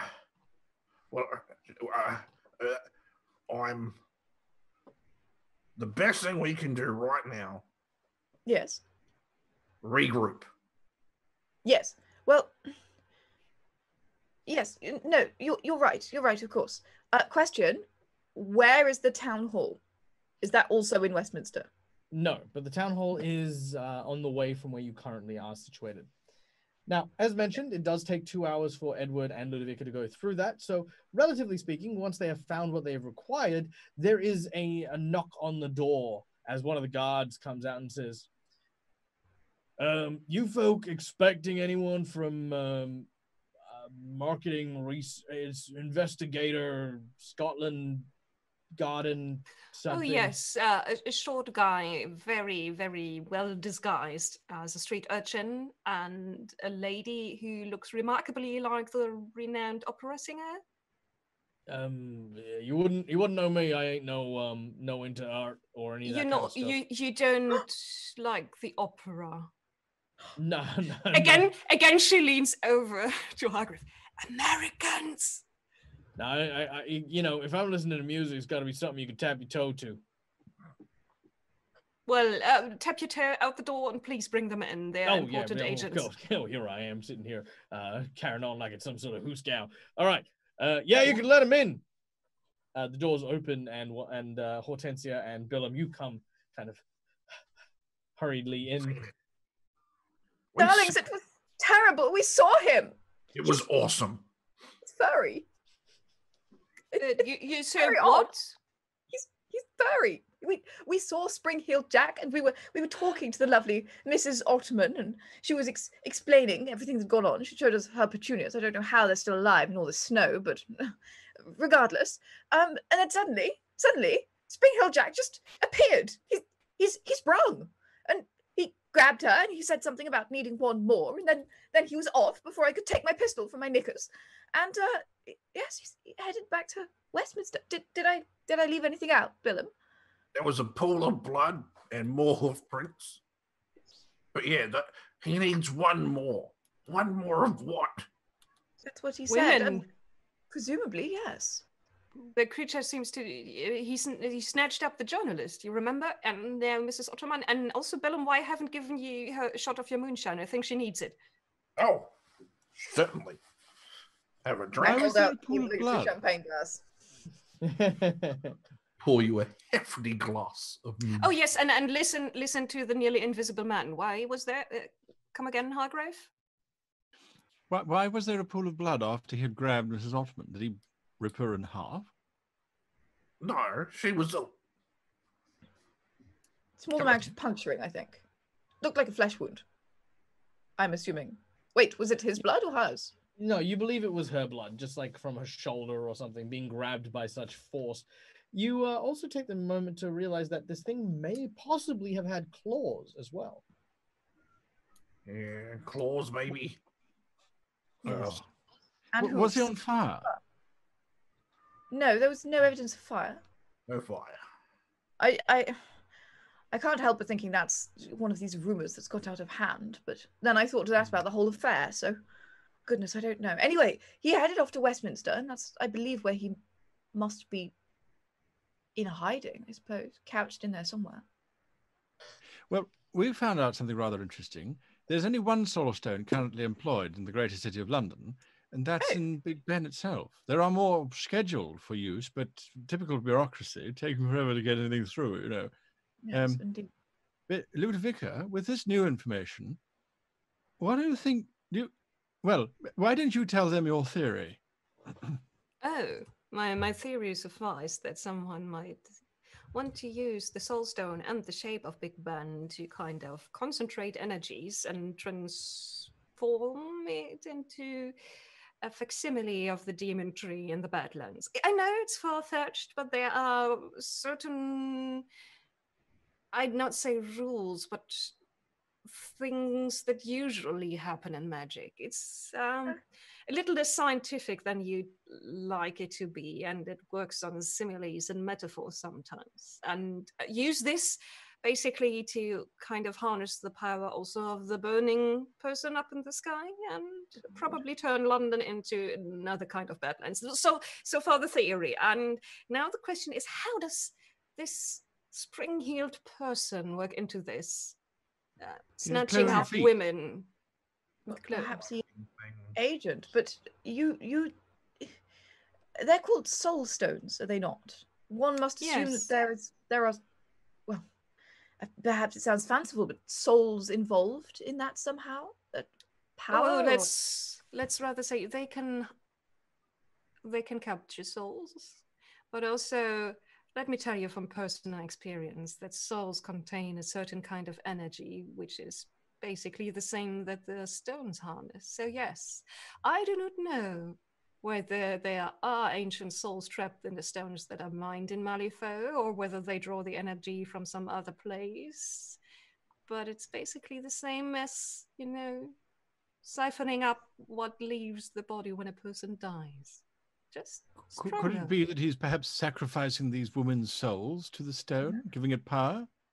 Which was That my is wonder also. entirely possible.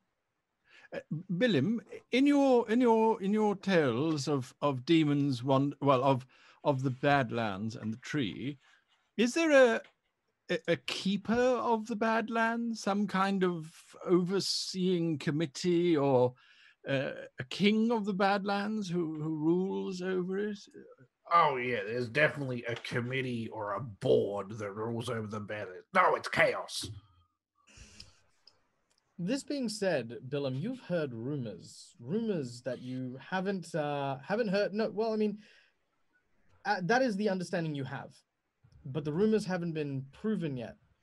But word that Titania, Queen of the Fae, has been unleashed from her prison in Malifaux, and is slowly having the Fey wilds that exist within the areas of Malifaux slowly divulging and inhabiting more and more of the Badland as time goes on. But that's just a rumor. There is a big rumor that Titania, Queen of the Fae, she got out, and that's not good. Got out from where?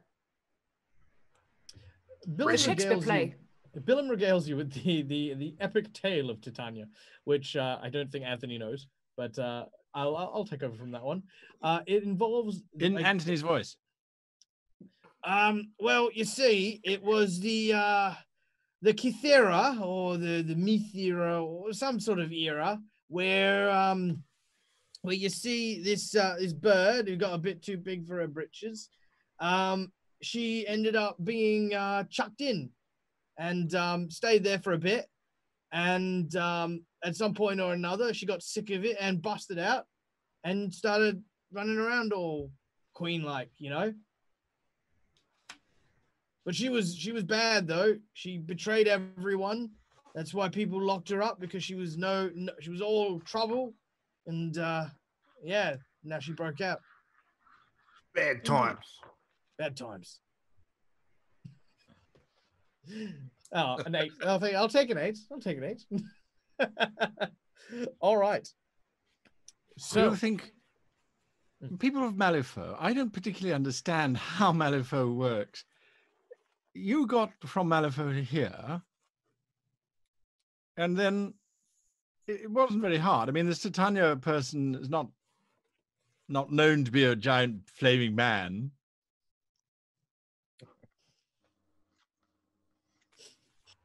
Is she?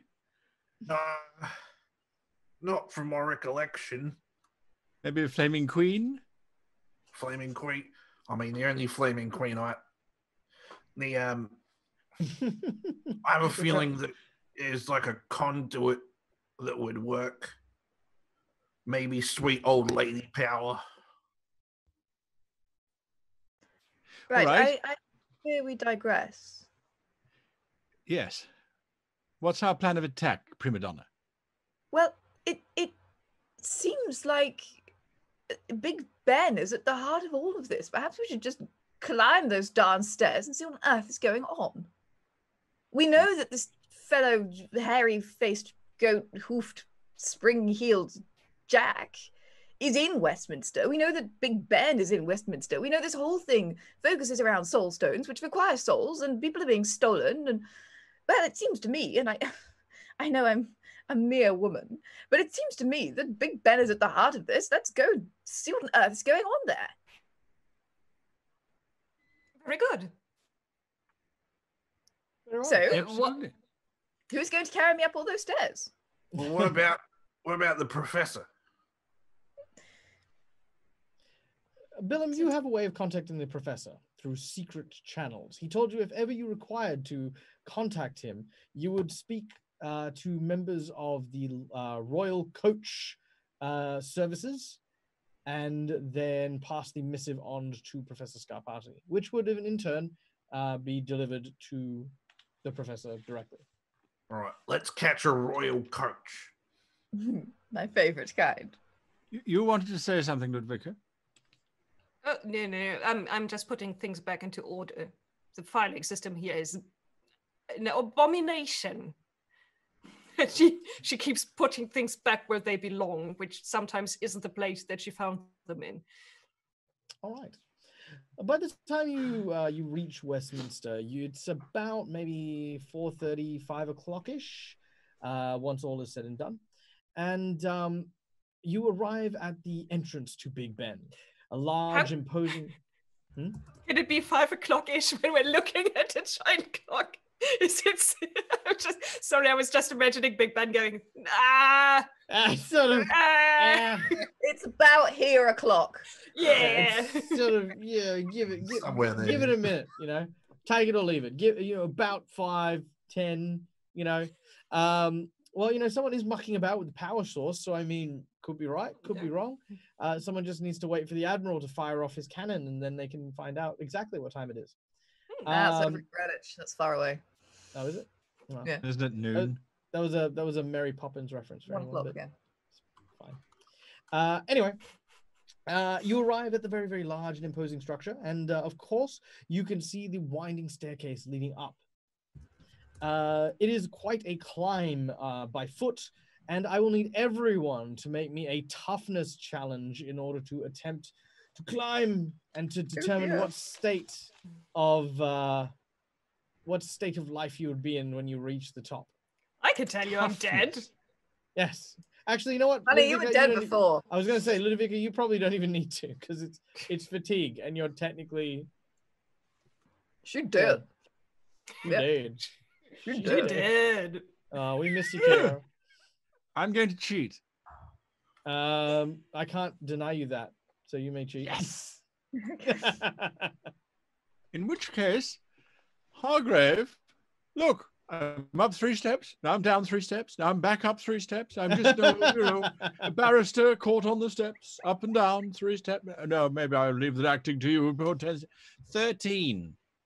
All right. With a 13, you all managed to get up the stairs without any level of fatigue. Once you get about halfway, though, there is an unusual sight that greets you. Several strings have been tied around the posts here, with human teeth being almost sewn through and wrapped around in a very macabre decoration. As you continue upwards, the sign of any workers or people who would otherwise be doing maintenance on the clock are nowhere to be seen. Yes, Ludovica. Ludovica would like to take a look at that, whether those teeth are fresh, so they still contain, the Gum and stuff like that. Nerve Yeah. pulp. No, the nerve, the disgusting Nerve pulp. insides, or if they're actually old and dried out and hollow. And what? A lot of these are fresh. Not all of them, but indeed a few of them. Size-wise, women or men? Both. And definitely human. Yes. There's also a pair of dentures on one of them. Interesting collection. Is this a tradition I don't know of? Well, it's certainly not very British. Is it maybe a Malifaux tradition? She dangles one of the strings of teeth in front of Billum. I don't really like them, but You can make a history check if you like, Billum, to see if you can figure out where the hell these things came from. I certainly will try. Got a rather tooth fairy, grim fairy tales vibe to it, doesn't it? That's a 5. With a 5, now some mad dentist bloke. That's probably it. Dentistry. Some mad dentist. No, notice the rings around the bicuspids. They deduce madness. All right. You continue on your way up. Eventually, you hear the sounds of the gears grinding all around, echoing through this resonance chamber. The first half is, again, relatively easy, but the second half becomes a more sinister climb. The air starts to freeze and send chills down your spine. There's a smell in the air, almost a metallic kind of tang that hits your lips. Fresh blood scattered around the place as you make your way to the apex of Big Ben. There you can see, drawn in blood and gore, a ritualistic circle formed around several candles, and a portrait, one that looks very familiar, the torn piece of the artwork that was stolen from the museum, placed, strewn out across this circle. It looks just like the set from when we performed that Faust. Only not as nice. Yours was much better. Well, I was in it. I have my gun out, by the way. You do. You don't belong here. A voice echoes from around. Obviously. I'd bet neither do you. You are right, and I don't wish to be here any longer than I must. I will find a way back. I will open the gate. The portal shall rip anew, and I shall return. Wait, that's what this is all about? You want to go home? Well, we could have just got you on a... We could have just got you on a boat to Santa Fe, you know.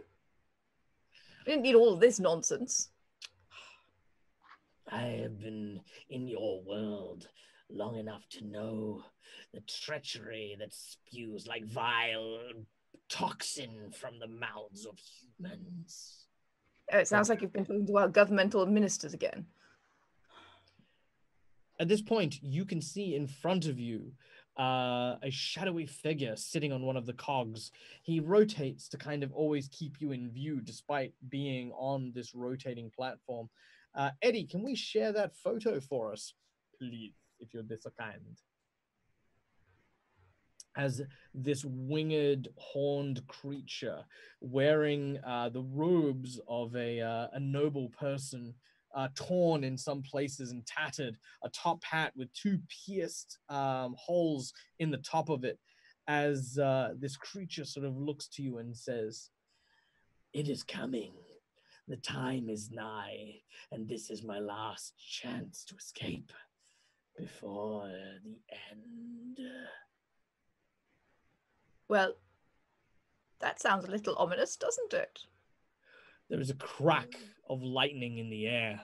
He looks upwards, and as he does so, he says, It is too late. Well, hang on. and that's where we're going to end today. Damn it. Thank you, Yes. sir. Too late. Let's finish. It is also too late. Thank you so much, guys. I hope you guys had an amazing time. I hope you in the audience also had an amazing time. Thank you so much for joining us for Through the Breach Avalon Society, London Falls. What is it too late for? What is going to happen to our adventurers? Tune in next week as we go and find out. But before we send our awesome and amazing people away, let's, of course, find out where we can find these guys and what they are up to. Starting, of course, with the ever wonderful and ever lovely Billum, played by Anthony. Well, thank you, one, for watching. Of course, I'm Anthony, otherwise known as Vegemite Dangerous. You can find me over on Roll for Damage, that's ROLE for Damage, here on Twitch in about an hour's time, where I'm going to be DMing the finale of my show, The Internship. You can also find me doing the production there behind the scenes, pretty much every show we do. That's where you can find me. Fantastic. Mhaire, where can we find the mischief you get up to? You can find me on Twitch or on YouTube as Orkenspalter TV, which is probably as hard to say and spell as Ludovica von Trosted zu Böllenbeck. Yes, we are like the foremost channel for tabletop role-playing games in Germany that are solely focused on that. Yeah, we do actual plays and stuff and talks and online conventions and yeah, Absolutely. anything that comes our way. And even if you don't speak German, I still highly recommend going and checking out the channel. There is still some amazing stuff out there on Mhaire's channel for you to enjoy. And the community is always super nice and super friendly to our friends who speak English. Janet, where can we find you and your delightful face? You can find me anywhere online at World Anvil, which is my little baby anvil. At World Anvil, of course, is a world building platform, campaign manager. In about a month, it's going to be a novel writing software as well. So if you're building worlds and creating campaigns and doing anything creative, World Anvil is a place to do that. And we stream 5 times a week with live plays, computer games. We answer world building questions. We get experts on best-selling authors, all that kind of jazz. So you can find us on YouTube, on Twitch, on Twitter, on Facebook, and we have a Discord. We're at World Anvil everywhere. And we have a lot of fun. All of the things. Other things. We make other things. And of course, Guy, our wonderful Edward Hargrave, something. Where can we find you and the things that you're doing? You can find me on How to Be a Great GM. If you type that into Google, it'll show you all the things, because we were before the age of united tags, so we kind of got ramshackle stuff. Anyway, How to Be a Great GM, you'll find us there. And we've got what's next, live streams on Saturday and on Sunday. Yes, so that's for this week anyway. Next week is also a complete Circle fiasco. of World Builders. That's next week. Yes, absolutely. 30th, 31st of May. Circleofworldbuilders.com. Go and sign up for it. It will tell you everything that's going on. And I've actually just dropped a video now in my YouTube channel on what it is and why you should attend. Yes, I will see if I can put a link to that in chat now. And of course, I have been Michael, the Dead Aussie Gamer. You can find me pretty much anywhere you can type in Dead Aussie Gamer. I also show up on other people's streams because I am like a virus and you cannot get rid of me. I am with you for life. And so I show up on places like, Mercs of Mischief. I've shown up on the Great GM channel before. I've shown up on Dungeons & Dragons, blah, blah, blah, blah. And of course, you can find my latest series, which we've just concluded season 1 of Minion Quest, on YouTube, which is a Dungeons and Dragons 5th edition adventure that is a comedy series. So lots of fun and lots of laughs to be had in that one. So do go and check that out as well. And of course, we can't leave without giving a big shout out to our editor, Eddie Tor, who you can find on Tabletop Explorers on Twitch. And there is a lot of really cool and awesome things that are happening on his end of the world. Cool. Thank you very much, guys, and thank you, of course, to all you wonderful people who have donated and made pretty much everything we've done so much fun and so amazing. You guys are awesome and incredible, and we will hopefully see you guys next week. Thank you so much, and till next time, guys, as always, from us to you, game hard or die trying. Bye bye.